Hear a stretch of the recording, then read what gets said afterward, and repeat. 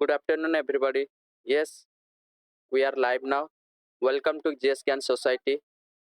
Physical geography of India and world का MCQ marathon में आपको स्वागत है. Yesterday you have discussed class 1 and class 2. Today we are going to discuss about class number 3. Okay, let's get started without any delay. Okay, the question number 101 is given. Okay, climate extreme, rainfall is scanty, people used to have nomadic life. तो ये nomadic life के बारे में question दिया है. अगर nomadic life के बारे में क्लाइमेट एक्सट्रीम के बारे में दिया है तो नोमैडिक हेडर का ये कौन सा क्लाइमेट के बारे में डिस्क्राइब कर रहा है. तो African savanna, Central Asian steppe, North African prairie, Siberian tundra. तो ये सेंट्रल एशियन स्टेपी के बारे में पूरा है. अगर तुम सेंट्रल एशिया का मैप में देखोगे तो Uzbekistan, okay, Kazakhstan, okay, and Mongolia, ये सारे एरिया होगा. अगर इस सारे एरिया को देखोगे तो यहाँ पे जनरली हार्श क्लाइमेट होता है. ओके, हार्श क्लाइमेट के कारण इसमें टेम्परेचर वेरिएशन ज़्यादा होता है. ज़्यादा बोला जाता है कि -4 डिग्री से लेके 50 टू 50 डिग्री सेल्सियस तक यहाँ पे क्लाइमेट टेम्परेचर वेरिएशन होता है. तो ये इसलिए क्लाइमेट एक्सट्रीम भी बोलते हैं यहाँ पे. ओके, मूव करिए. Question number 102.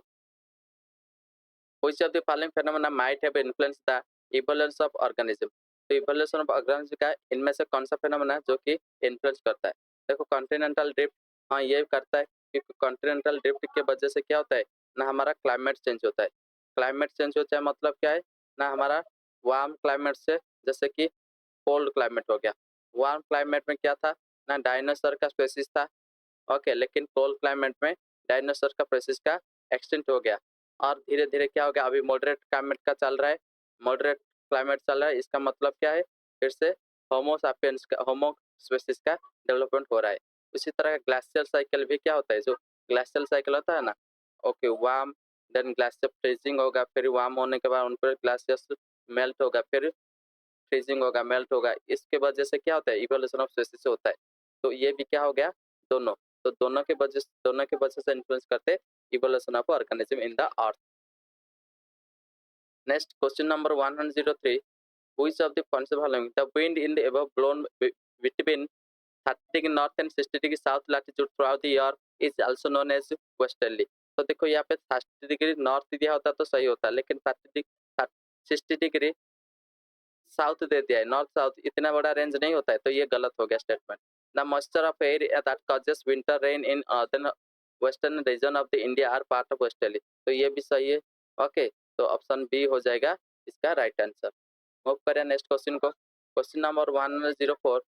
Tides occurs in ocean and seas due to the which of the following.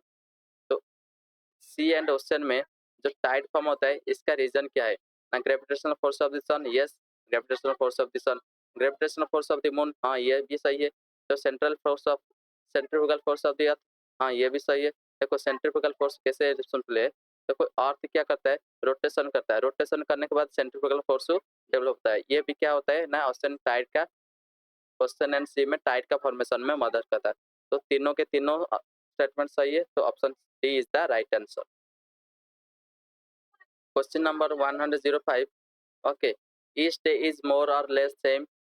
Morning is clear, bright with a sea breeze. As sun climbs high, मतलब afternoon में heat mount up, dark cloud forms. इसका मतलब बारिश होता है.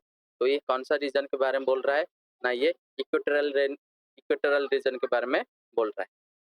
Okay, move करें next question को. Question number 106. In South Atlantic and Southeastern Pacific region in tropical latitude, cyclone does not originate. What is the reason? तो cyclone जो originate south Atlantic and south eastern Pacific region में originate न होने का main कारण क्या है. तो इसका मेन कारण क्या है ना, सी सरफेस टेम्परेचर लो है.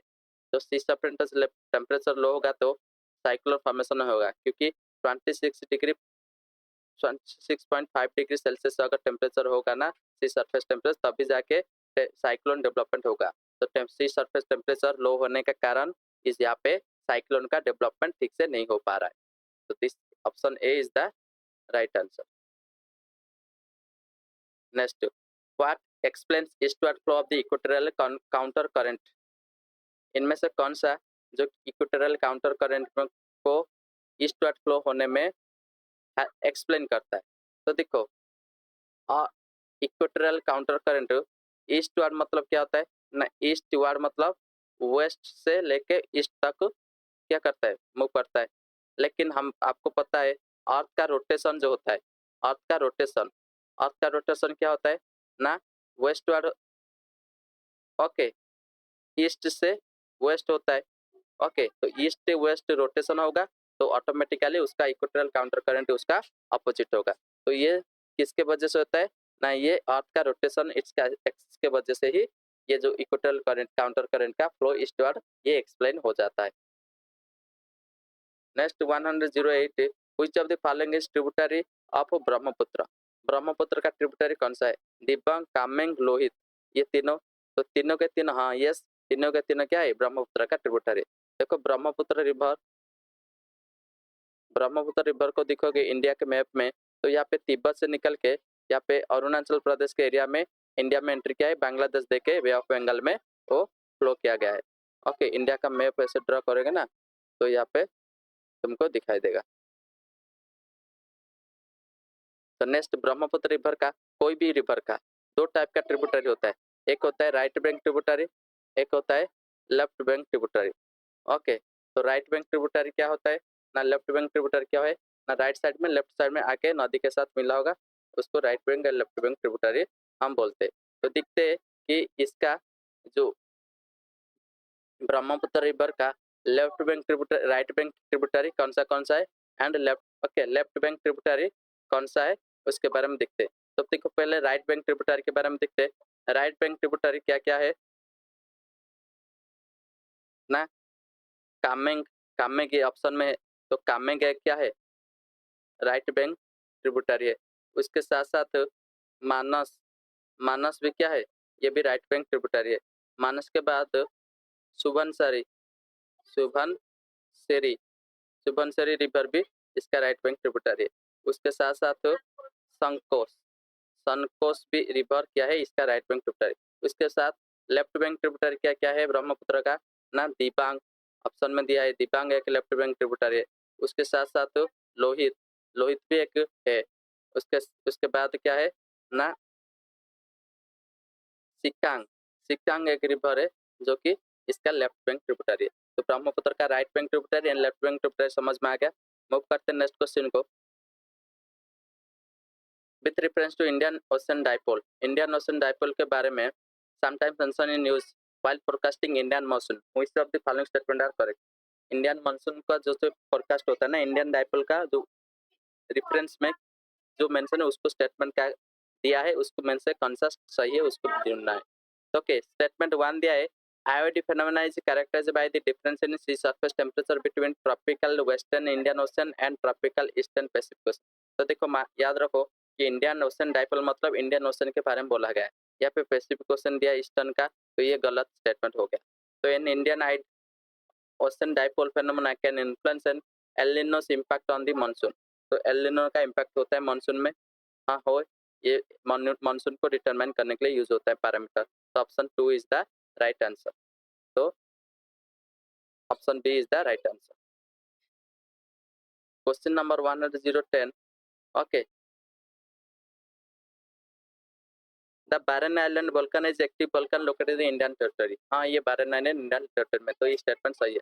Barren Island lies about 140 kilometre east of the Great Nicobar.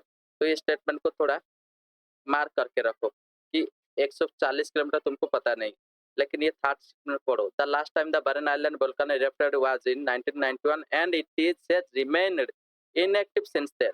उसके बाद से अभी तक नहीं हुआ है, तो ये स्टेटमेंट गलत हो गया क्योंकि 1995 में दोबारा यहाँ पे इरप्शन हुआ था। तो सिंस देन इनएक्टिव बोला है 1999 तक, तो 95 में तो हुआ था, तो ये स्टेटमेंट गलत हो गया। तो 3 स्टेटमेंट गलत होगा, तो देखो तीनों ऑप्शन कट गया, तो ओनली ऑप्शन 1 बचा, तो इसका मतलब ऑप्शन 2 भी गलत है। मूव करें नेक्स्ट क्वेश्चन को, 111 question, with reference to agricultural soil consider the following statement. A high content of organic matter in the soil drastically reduces its water holding capacity। A soil does not play any role in this sulfur cycle.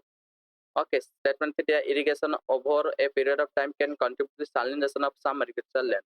तो देखो, a high content organic matter in the soil drastically reduces water holding capacity. तो ये स्टेटमेंट गलत हो गया.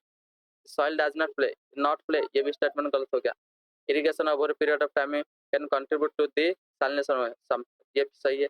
तो option 3, अब स्टेटमेंट 3 इज ओनली करेक्ट दिया है, तो यहाँ पे only 3 is the right answer. तो option B is the correct answer. Net 112, which of the following is possible consequence of heavy sand mining in river bed?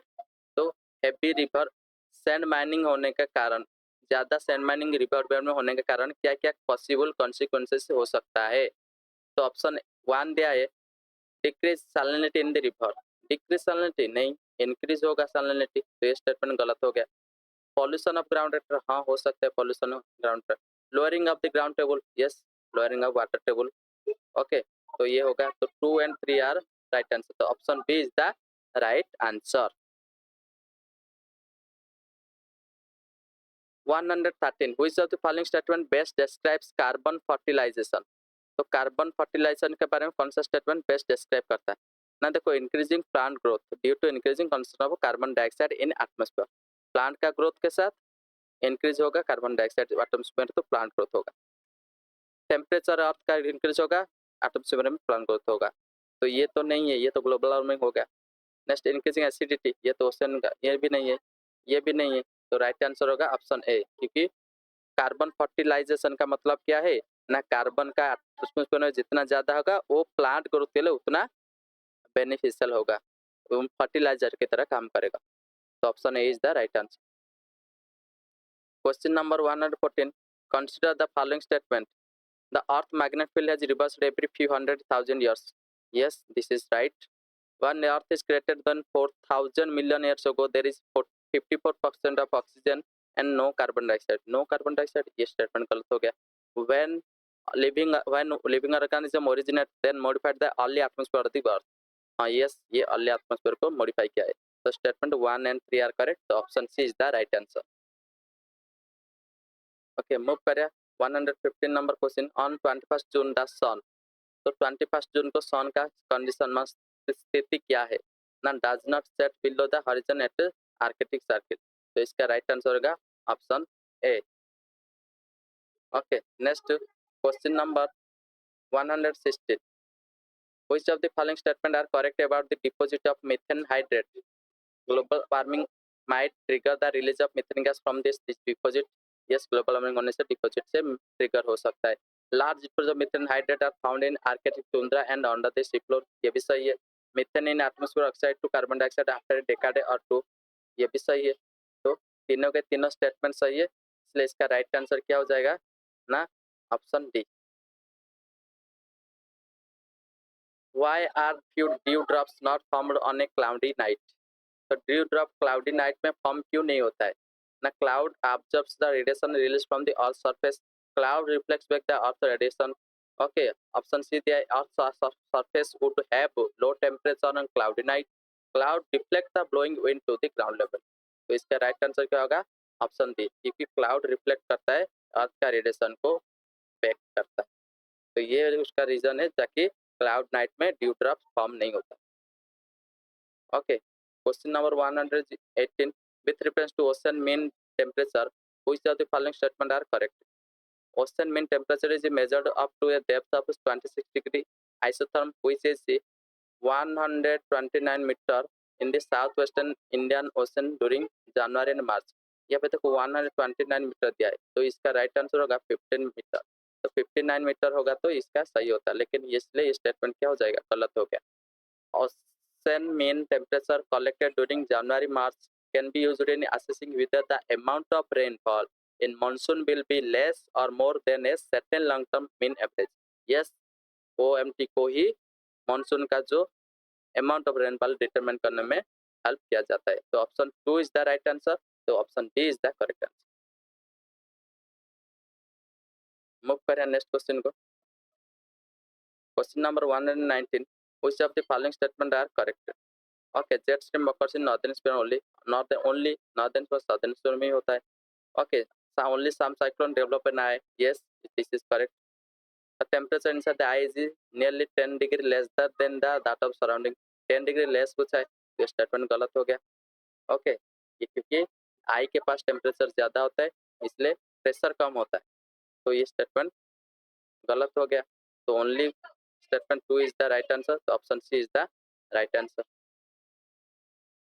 Next 2021 में कितने सारे question आए थे उसमें से थोड़ा डिस्कशन कर देते हैं जो कि इम्पोर्टेंट है कॉन्सेप्ट के थ्रू. तो with reference to water on the planet earth consider the following. इन प्लैनेट में जो वाटर के कंसेंट है उसके बारे में जो स्टेटमेंट दिया है उसके बारे में क्या कौन सा स्टेटमेंट सही है. तो देखो, the amount of water in the river and lake is more than that of the amount of ground water. तो रिवर्स में और लेक में ज्यादा है, मोर देन दिया है, तो ये स्टेटमेंट गलत हो गया क्योंकि रिवर एंड लेक में लेस देन है ग्राउंड वाटर से. Okay, the amount of water in polar ice cap and glacier is more than that of ground water. Yes ना, polar ice cap and polar, उसके बाद ground water, उसके बाद river and lake, ये सब आता है सीक्वेंस में. तो ये स्टेटमेंट सही हो गया. तो only 2 is the right answer, मतलब option B is the correct answer. With reference to oil following statement. palm oil tree is native to Southeast Asia. ये Southeast Asia दिया, ये गलत हो गया. The palm oil is raw material for industry, lipstick and perfume. Perfume and lipstick industry में use होता है. ये स्टेटमेंट सही है. The palm oil can be used to produce biodiesel. हाँ, बायोडीजल अभी प्रोडक्शन करने में हेल्प मदद कर रहा है. तो ऑप्शन 2 and 3 आर करेक्ट. तो option B is the right answer. Consider the following statement. The Global Ocean Commission granted license. Global Ocean Commission नहीं, इंटरनेशनल सी बेड अथॉरिटी, ये ग्रांट करता है लाइसेंस को. तो ये स्टेटमेंट क्या हो जाएगा, 1 क्या हो जाएगा, गलत हो गया. Okay, India receives licence for sea bed mineral exploration in international water. तो ये स्टेटमेंट क्या हो गया, सही हो गया. Okay, rare earth mineral present on the sea floor in the international water, ये भी सही है. ओके, तो 2 and 3 आर करेक्ट. तो option B is the right answer. Consider the following statement. In tropical zone, the western section of the ocean are warmer than the eastern section of the owing to the influence of the trade wind. Okay, ये statement सही है. In temperate zone में क्या होता है, westerly makes the eastern section of the ocean warmer than the western section. तो ये भी स्टेटमेंट सही है. तो बोथ स्टेटमेंट सही है, तो ऑप्शन सी हो गया right answer. Okay, leaf litter decomposes faster than in any other biomes and as a result soil surface often almost bare. तो लिथर डिकम्पोज soil almost bare मतलब न्यूट्रिएंट डेफिशिएंसी होता है. कैनन भी फॉर्म करता है. ओके, प्लांट का cannon form करता है, एपिफाइट्स भी होते हैं, अपर ब्रांच ऑफ ट्री हो जाते हैं. तो ये कौन सा क्लाइमेट के कौन सा वेजिटेशन के बारे में बोल रहा है, तो ये ऑब्वियसली ट्रॉपिकल रेन फॉरेस्ट के बारे में बोल रहा है. Which of the following is the least water efficiency crop? तो सबसे least water efficiency crop है मतलब जो कि ज्यादा वाटर इंटेंसिव है उसके बारे में पूछ रहा है. तो ऑब्वियसली शुगर केन से ज्यादा वाटर एफिशिएंसी प्लांट नहीं.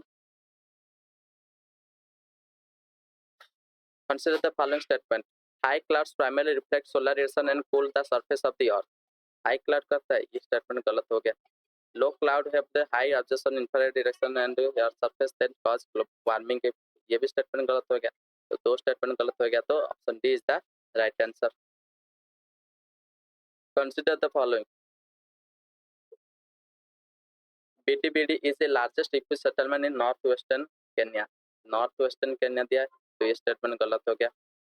सम people who fled from Sudan civil war live in BDBD. तो ये स्टेटमेंट हाँ, सम पीपल लिव किया है, तो ये बीडीबीडी सही है. Some people who fled from civil war in Somalia live in Sabad Refugee Complex in Kenya. हाँ, ये भी सही है. तो 2 and 3 are correct. तो option C is the right answer. With reference to United Nations Convention of Law of Sea, UNCLC, Law Convention on the Law of Sea, इसके बारे में कौन सा स्टेटमेंट सही है.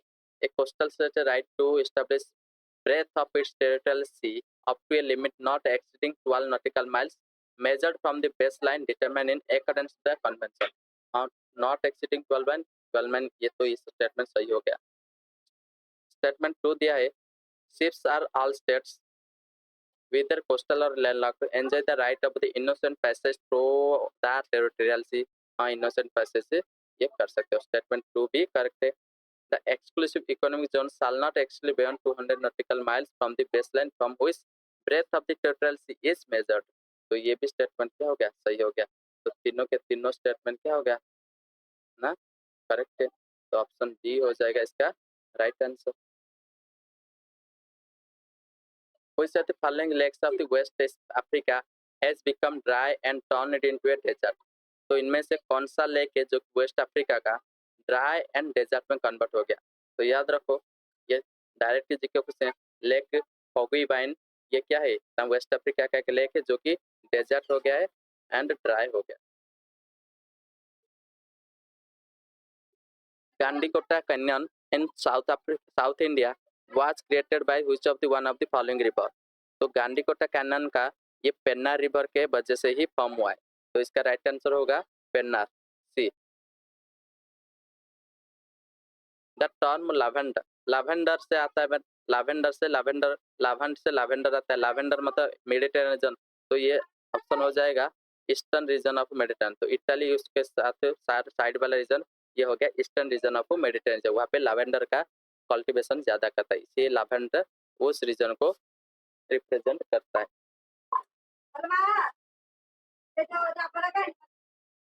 In the northern hemisphere, the longest day of the year normally occurs in the, तो longest day कौन सा है नॉर्थन हेमिस्फीयर में ना, second half the month of the June ये लॉन्गेस्ट डे है। Okay next consider the following.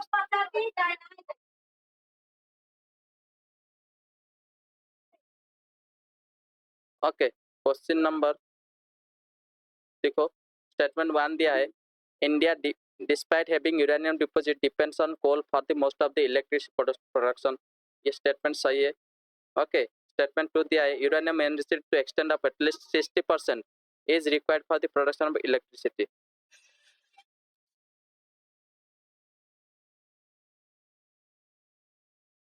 Hello?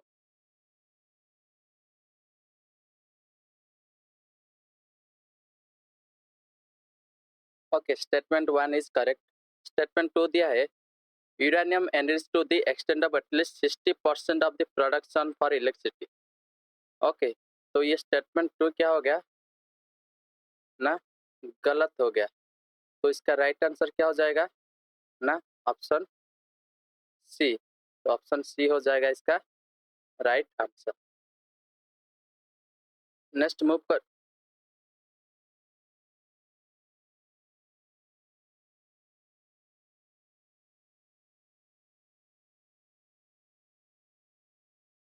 Next question को। Okay consider the following, jackfruit,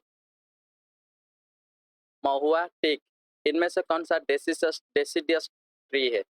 तो इनमें से सॉरी इसका ऑप्शन दिखा दिया, तो only option B. Okay try करता हूँ, शायद इसका ऑप्शन यहाँ पे शो हो जा रहा है, टाइप मिस्टेकली ऑप्शन को हटाना भूल गया मैंने।